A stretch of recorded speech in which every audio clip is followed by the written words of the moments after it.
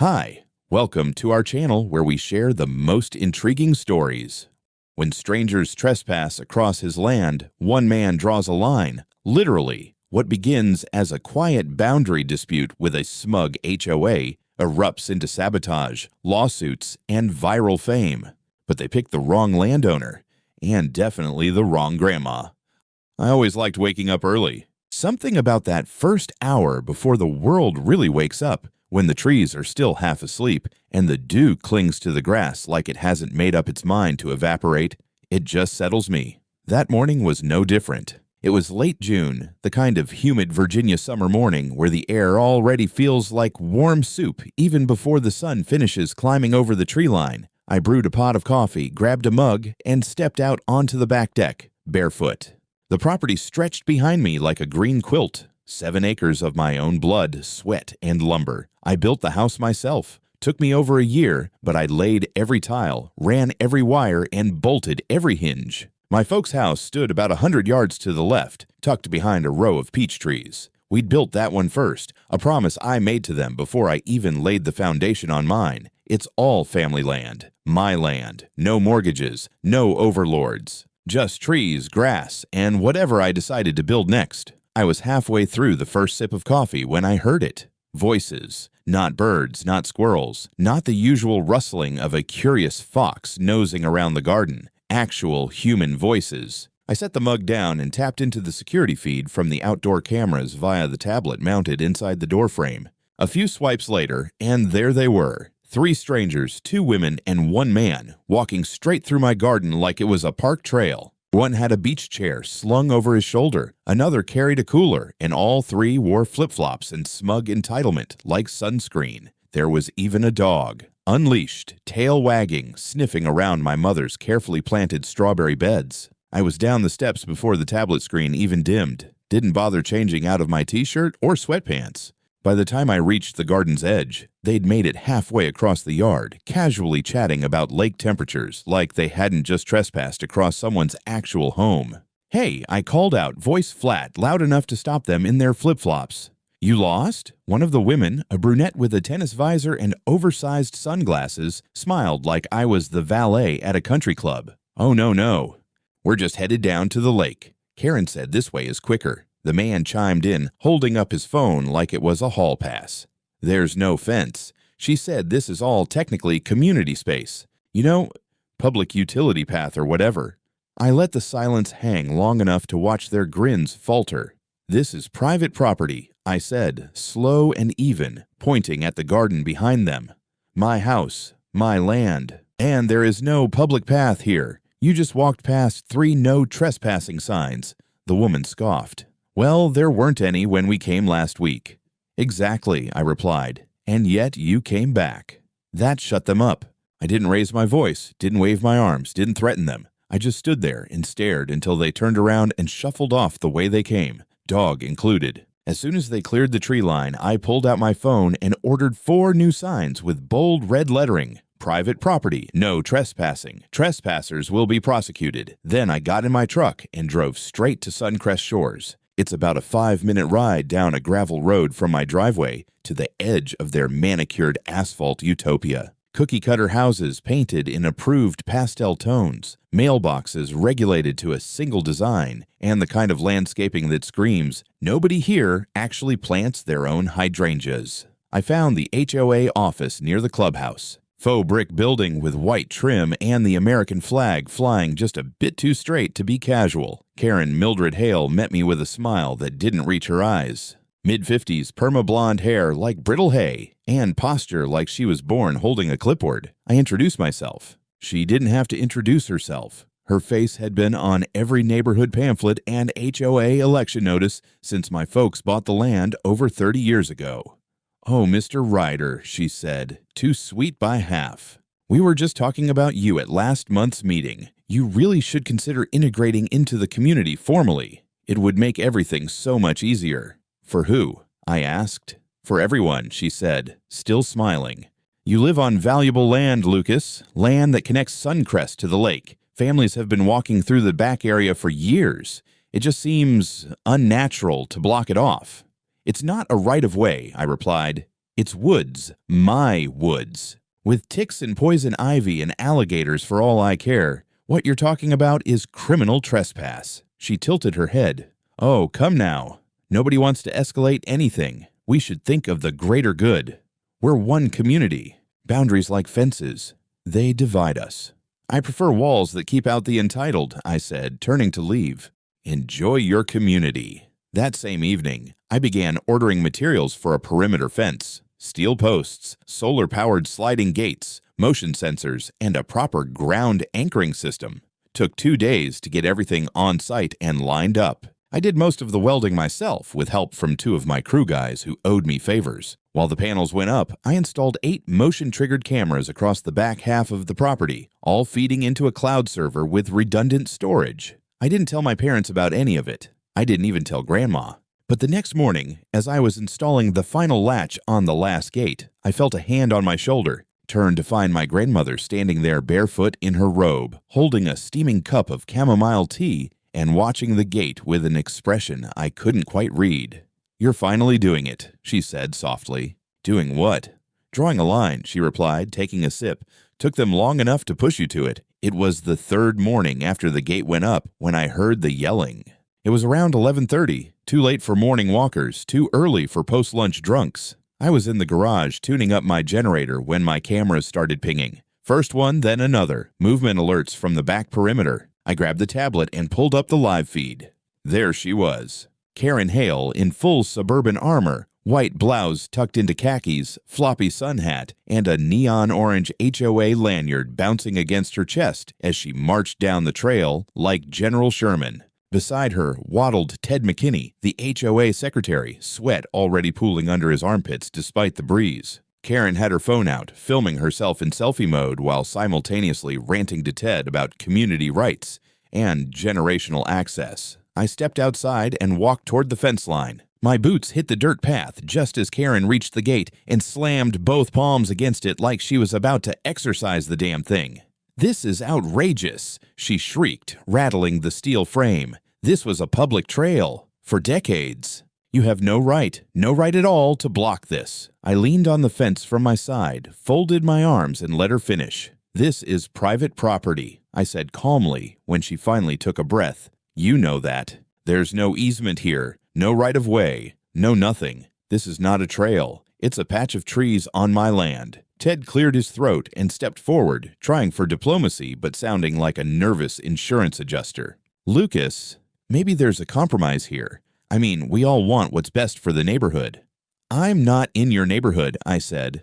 "That's the point."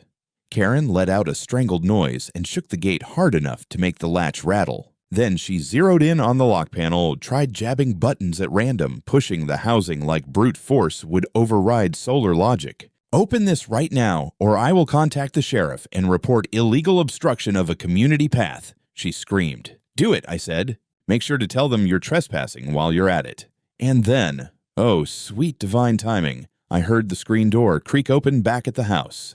My grandmother stepped out onto the deck in her robe, a hand gripping her walking cane, the other adjusting the collar like she was about to walk into court. She wasn't a tall woman, but somehow she made 5 feet and a handful of inches feel like 7 feet of fire and brimstone. She stepped carefully onto the porch steps and called out, voice sharp enough to slice air, "Karen Hale! You get your crusty behind off our land before I come down there and make you." Karen blinked like someone had just thrown cold water on her. She turned toward the house and sputtered, "Excuse me?"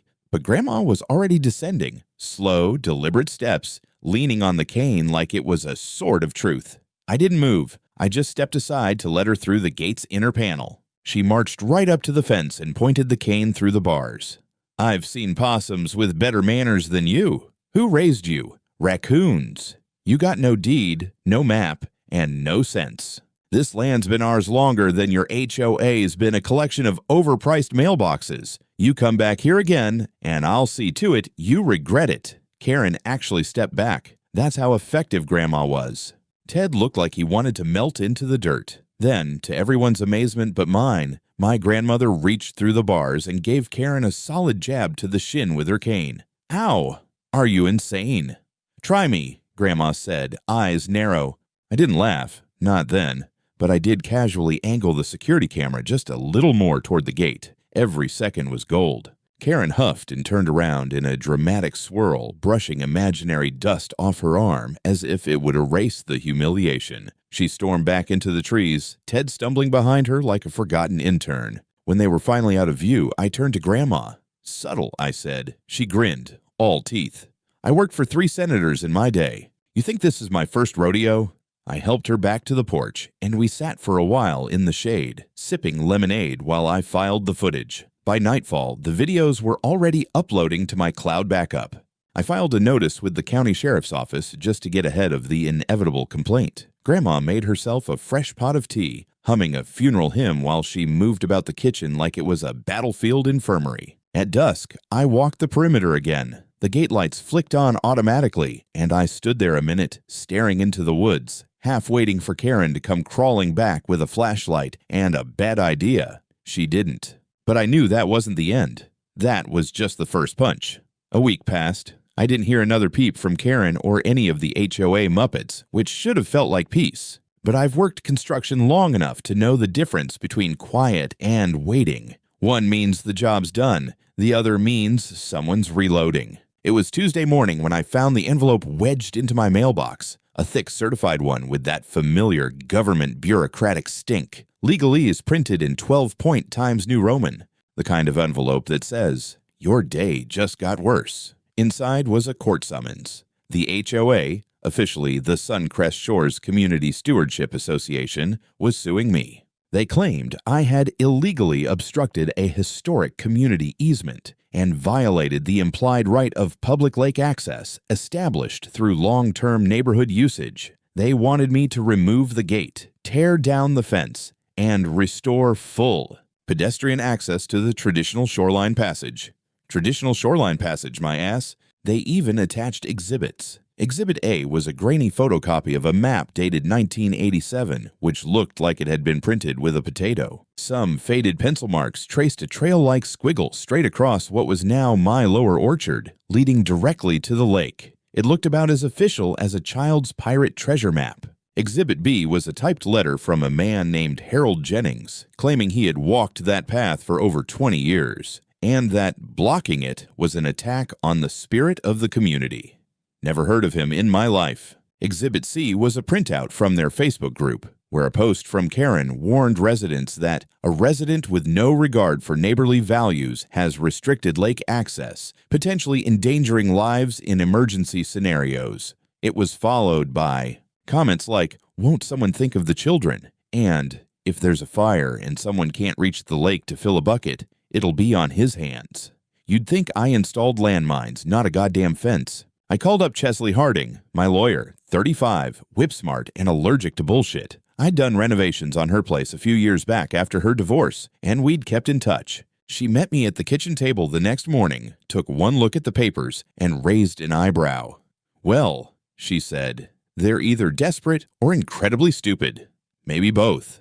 She laid it out clean. Karen and her cronies were trying to invoke a kind of prescriptive easement, which in some cases allows public access if it can be proven the land has been openly and continuously used without permission for over 20 years. But, and this is where the fun started, I had surveillance footage going back 5 years showing 0 foot traffic through that part of the property. Nothing but deer, foxes, and one drunk turkey hunter from a different county who got lost. Before me, the land was owned by my grandfather, who fenced off most of it. He even had no trespassing signs dating back to the early 80s, the rusted remains of which I still had in a barn. Chesley and I put together a response. We filed a counterclaim for trespassing, harassment, defamation of character, falsification of public records, intentional infliction of emotional distress.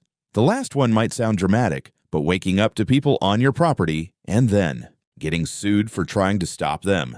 Yeah, distress was accurate. The sheriff's office served the countersuit to Karen personally. She posted about it on the Suncrest HOA page the same night. A long, melodramatic rant about aggression and land hoarding and how I was undermining the harmony of the lake community. Someone in the comments called me a parasite with a fence. Fetish. Someone else suggested burning down my gate. Karen liked that comment. Meanwhile, I started getting weird attention. Random cars slowed down by my driveway. One day, someone left a basket of rotten fruit by the mailbox with a handwritten note.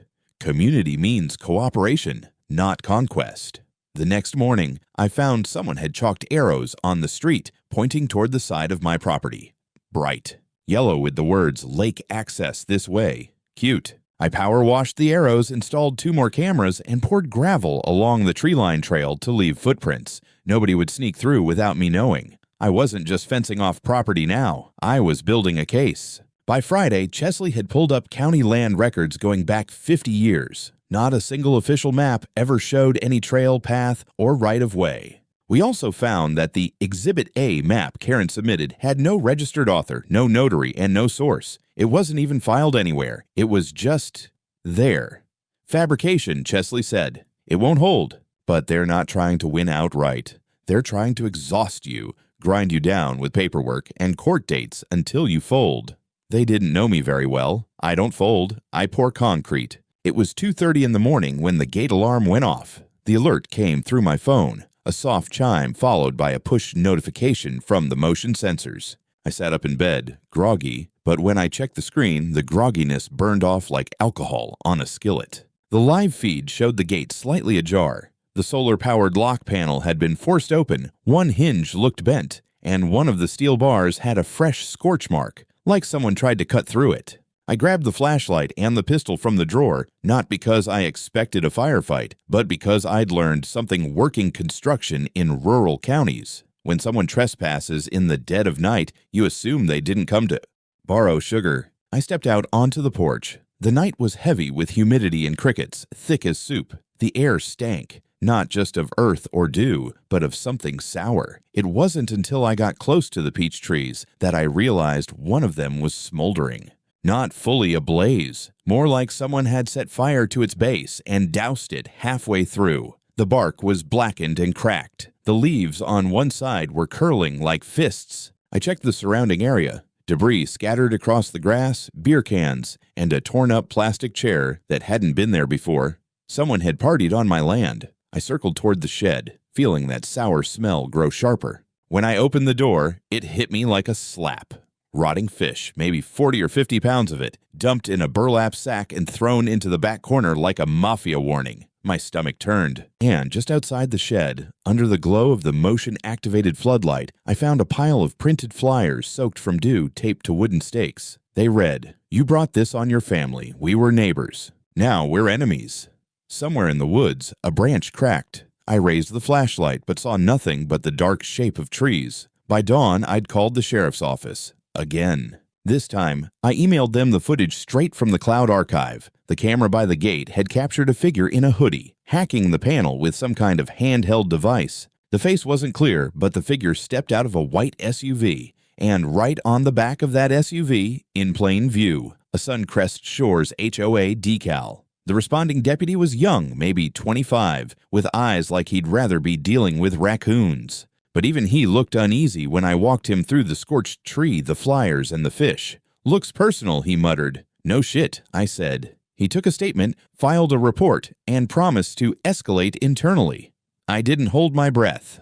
By noon, Chesley was on speakerphone, furious. "This is textbook escalation," she said. "We're filing an emergency motion. This isn't a civil dispute anymore. It's criminal intimidation. Vandalism, illegal entry, harassment, and depending on the fire damage, attempted arson." She paused, then added, "Check your smart systems. If they're hitting your physical access, they might try digital next." She wasn't wrong. Later that afternoon, I got an email from my home security system, a routine status check that flagged a failed login attempt on my solar gate controller, then another, then 27 more over the next 2 hours, all from the same IP address. My access logs showed tampering attempts on the irrigation controller, Wi-Fi-enabled lighting, and even the goddamn coffee machine. They weren't just messing with my gate anymore. They were testing my entire grid. That night, I called in a favor from one of my guys, a subcontractor who used to work IT security for a defense contractor before he decided he preferred welding steel. He came by the next day with a signal analyzer and a toolkit that looked like it came from a spy thriller. Within 30 minutes, he traced the intrusion attempts to a remote laptop in Suncrest Shores, logged into the HOA's shared server. "These morons are trying to spoof admin credentials from their clubhouse Wi-Fi," he said, half laughing. "This is like if your grandma tried to hack the Pentagon using Windows 98. Still, it was serious. We set up a network partition, locked down the smart systems, installed a Faraday cage around the gate controller, and set up decoys to track any future attempts. I backed up everything: video, digital logs, IP addresses onto 2 offline drives. That night, I added a second lock to the gate. Not digital, not fancy, just a thick, rust-resistant chain and a padlock the size of a fist. I also started sleeping with the shotgun a little closer to the bed. The peace didn't last. Not that I expected it to. 2 days after the fish incident, my phone lit up with another series of notifications, this time from one of the motion sensors pointed toward the ridge above the orchard. At first, I thought it was just deer, maybe a raccoon bold enough to trigger the alert. But when I checked the footage, it wasn't wildlife. It was a drone. Small, fast, low-flying, weaving between the trees with all the subtlety of a teenage voyeur. It hovered above the southern fence line for about 10 minutes, buzzing like a mechanical wasp, dipping closer than it had any right to. I watched it pause near one of the gate solar panels, tilt slightly, then zoom off in the direction of Suncrest Shores, another toy from the HOA. I drove straight to Chesley's office. She didn't look surprised. "They're documenting your setup," she said, trying to gather intel for the court, or for something more hands-on. She leaned forward. "I'd bet money it's HOA funded. And if we find out they used community funds to buy a surveillance drone, it's game over for Karen." I went home, pulled out the cam footage, and froze a still of the drone. I sent it to a buddy who runs a local hobby shop. He ID'd the model in minutes. Mid-range commercial drone with live feed capabilities and onboard storage. Not cheap. By the end of the day, I filed a complaint with the FAA for unauthorized drone activity over private property. Then I did what any builder with anger issues and a high credit limit would do. I bought my own drone. Bigger, better, louder. Equipped it with a high-def thermal cam and a little paintball rig. I didn't plan to use it. Not yet. But I wanted them to know I could. Later that week, while reorganizing the old storage shed by the creek, I stumbled on a stack of rolled-up blueprints and plats. My grandfather was meticulous. He saved everything. One of them caught my eye, a surveyor's report from 1978 with a clear mark across the southern border labeled unbuildable due to unstable marsh substrata. I remembered that phrase from somewhere. I called Dad. He confirmed it. "That's the wetland zone. HOA built one of their newer phases right on top of it. What, back in 9th or 10th? I went digging. County permits, building codes, environmental reports, or rather, the lack of them. Nothing listed for Suncrest Phase 4, where it bordered my land. No soil reports, no EPA sign-off, no mitigation records, which meant either a miracle happened or someone had buried the truth. I reached out to one of Grandma's old contacts, a retired environmental compliance officer who now lived in South Carolina, and owed her a few favors. He confirmed my suspicions within 48 hours. Phase 4 was greenlit using generic fill assessments and repurposed data from a different zone. In short, Karen and the original developer cooked the books. I couldn't prove she was in on it yet, but if she was HOA president at the time and if she signed off on the expansion, well, that would make her personally liable for environmental fraud. I printed every document I found, highlighted every inconsistency, and then I sent Karen a little care package. No return address. Just a thick envelope dropped in the HOA mailbox with a note on top. Push again, and this goes to the EPA. Your move. A few days later, I noticed something strange. The online HOA page went quiet. Karen stopped posting. No new rants, no all-caps moral panics, no dramatic calls for community unity. Just silence. Then one of the HOA board members, a guy named Frank Sloan, knocked on my door. "Off the record," he said, glancing around. "Just wanted to say, not all of us agree with her. Some of us tried to push back, but she's got leverage." "What kind of leverage?" He looked down. "Photos, financials, stuff from closed-door meetings. She keeps records on everyone." Classic Karen. The woman wasn't just power-hungry. She was an HOAJ. Edgar Hoover. I didn't say much. just nodded and thanked him. That night, I doubled down. I backed up everything, every recording, every document, every shady email from the HOA's public inbox I could access. Sent copies to 2 trusted friends, one in DC, the other in Asheville. Then I uploaded a sanitized summary to a secure online vault, just in case things got messy. I also installed 2 more trail cameras, infrared this time, because if they were willing to use drones and fire, the next step might be something worse. And I didn't plan on being caught off guard. The video went viral on a Thursday. It wasn't planned, at least not by me. But someone, maybe a neighbor, maybe one of those bored teenagers always recording drama for TikTok clout, captured the exact moment my grandmother jabbed her cane through the bars of the gate and shouted clear as a bell, "Get your crusty behind! Off our land, witch!" The clip hit all the right notes. Karen shrieking, my grandmother in her house robe looking like Gandalf's meaner cousin, the words private property shining in the background like a billboard for lawful vengeance. It was posted under the caption, HOA Karen meets the boss granny. Guess who wins? By the end of the day, it had over 800,000 views. By Saturday morning, it hit 1.2 million. They gave my grandma nicknames, the Polka Avenger, the HOA Exorcist, G-Force. Twitter ran wild with memes. Someone even photoshopped her face onto a medieval knight with a cane lance jousting Karen into a moat. And then the reporters came. First, a local station, then a regional blog, then CNN. I came home to find a crew setting up across the gravel road, cameras aimed at the fence like it was a monument to resistance. I didn't want the attention, but my grandmother. She sipped her tea on the porch and waved like a war hero in a victory parade. They asked for an interview. She looked into the camera and said, "I've been alive through 4 wars, 2 husbands, and at least 27 passive-aggressive bake sales. This isn't a community dispute. This is bullying in pearls, and I don't tolerate bullies."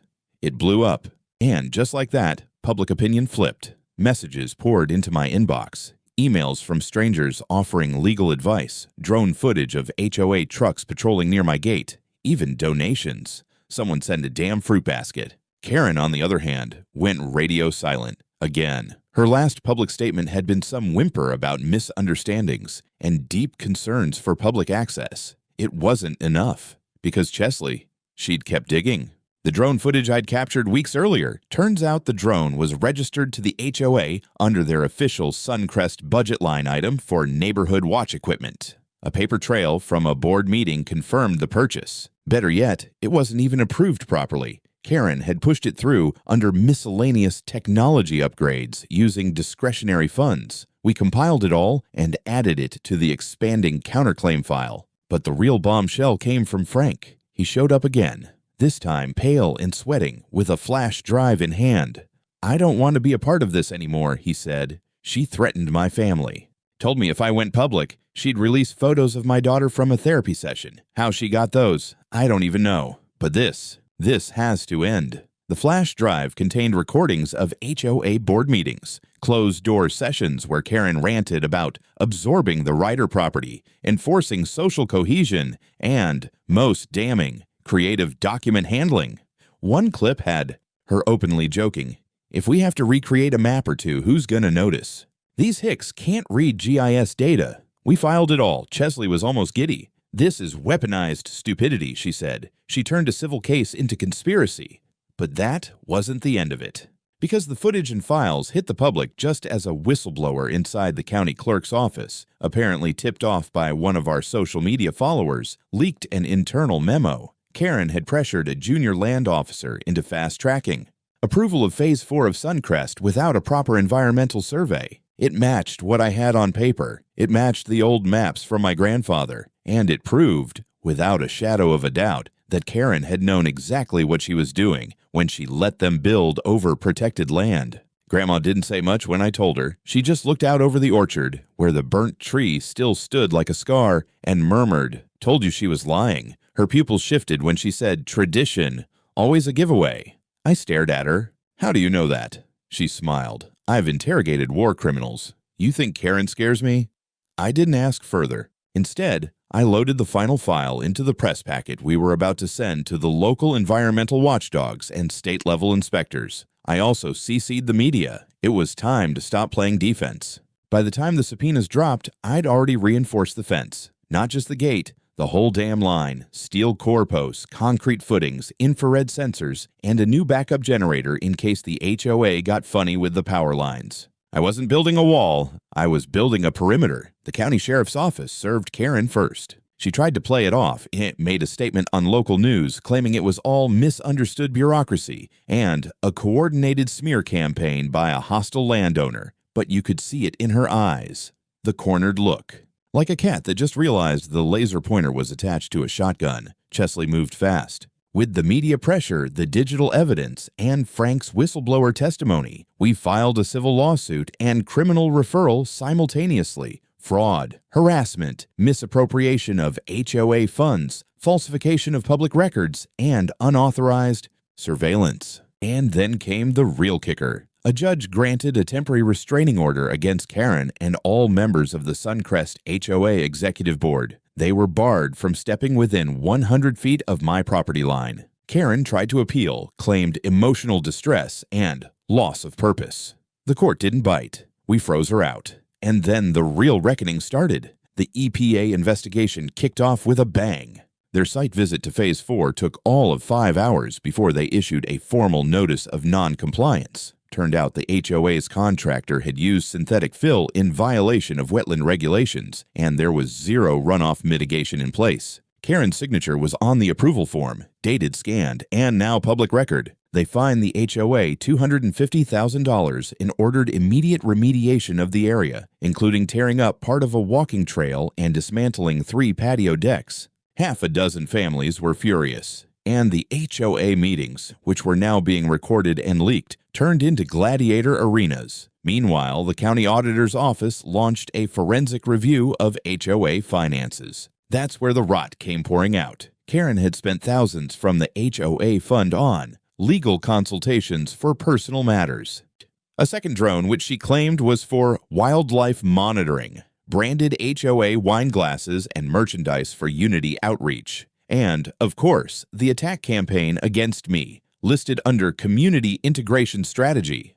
Some of the board turned on her immediately. Others tried to quietly resign, but it was too late. The district attorney picked up the criminal case. Charges were filed for fraudulent misrepresentation, obstruction of environmental enforcement, criminal harassment, use of HOA funds for personal legal campaigns, attempted destruction of private property. The arrest didn't come with sirens. It came with quiet handcuffs at her front door at 7:40 in the morning.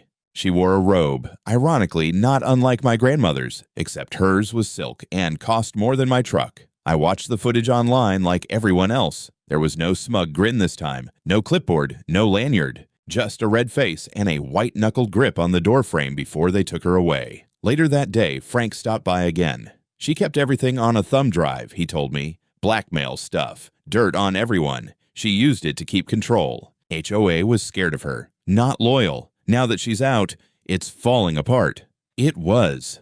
That night, a handful of Suncrest residents, the good ones, came to my gate, nervous, embarrassed. One of them, a woman in her 60s, handed me a pie. "We didn't know," she said. "We thought it was about a shortcut." I nodded. "Wasn't just about that." She hesitated. "Can we help rebuild the peach tree? My son's got some nursery connections. It's the least we can do." I didn't answer at first, just looked out at the yard, the smoldered scar, the rebuilt fence, the gate that had stood firm. Then I said, "One tree. You help with one, but no shortcuts. Ever." They smiled. I could feel it. A shift.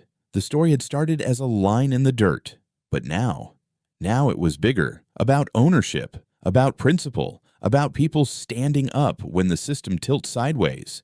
And my grandmother. She was sitting on the porch with a cold sweet tea, watching the whole thing unfold like she'd seen it coming 6 months ago. She raised the glass in a quiet toast. "Dumb woman," she muttered. "You can't bully your way through soil maps.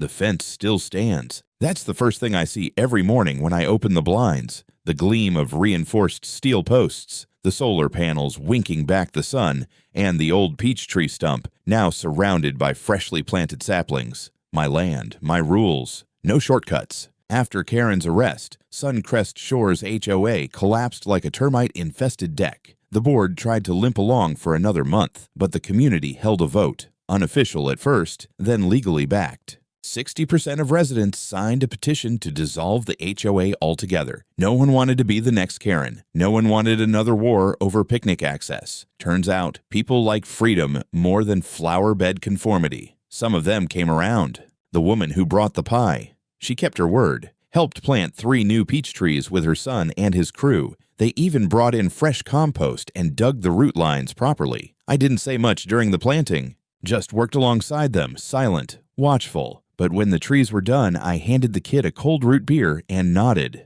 "Not bad," I said. He smiled like it was a diploma. A few weeks later, I got the court ruling. Full dismissal of the HOA's original suit. Judge's opinion was blistering, called their actions a gross abuse of neighborhood governance, and cited malicious intent to harass a lawful property owner. We didn't just win. We made precedent. On top of that, $480,000 in compensatory and punitive damages, enough to repair everything, enough to invest, enough to start something new, which I did. It started as a joke, a sign I put up on the new terrace we built for Grandma. No Karens beyond this point. Verified policy. Tourists took photos with it. Someone uploaded it to Reddit. Next thing I knew, I was getting emails from people across the country. Homeowners, small-town farmers, older folks who'd been pushed around by HOAs or petty zoning boards or power-tripping neighbors. People asking for help, legal tips, blueprints, strategy. So I used part of the settlement to start the Mildred Ryder Foundation, named after Grandma, obviously. Its mission, defending property rights, offering grants to homeowners caught in legal hell, and educating people about what land ownership actually means. We even partnered with Chesley to publish a guide, Know Your Dirt, standing up to bullies with clipboards. We launched a local farmers market on the weekends, not on the HOA lawn, obviously, on our land. Under the shade of the orchard, beside the old gazebo. We opened it to everyone, HOA survivors, off-grid families, even ex-Suncrest residents looking to breathe free again. No fees, no permits, just community. Funny thing, it worked. People came. And slowly, the land changed, not just physically. The whole vibe shifted. The orchard grew stronger. Neighbors stopped by not to argue, but to contribute. One brought homemade cider. Another offered to build a rainwater system. A group of high schoolers volunteered to paint the rebuilt gazebo. It wasn't utopia. It was better, earned peace. As for Karen, she took a plea deal. 5 years probation, mandatory restitution, and a 2-year ban from holding any administrative position in any civic organization. She moved out of Suncrest shortly after, sold her home. I heard she's in Florida now. I wish her nothing. Not even bad luck, just silence. And Grandma. She got her own column in a local paper. It's called Ask Mildred. People send her questions about property disputes, home etiquette, and the occasional romantic drama. She answers with a mix of steel and sass. Her favorite response so far? If your neighbor steps over your line, don't swing first. Just make sure the ground under their feet is yours. She says it applies to more than land. I believe her.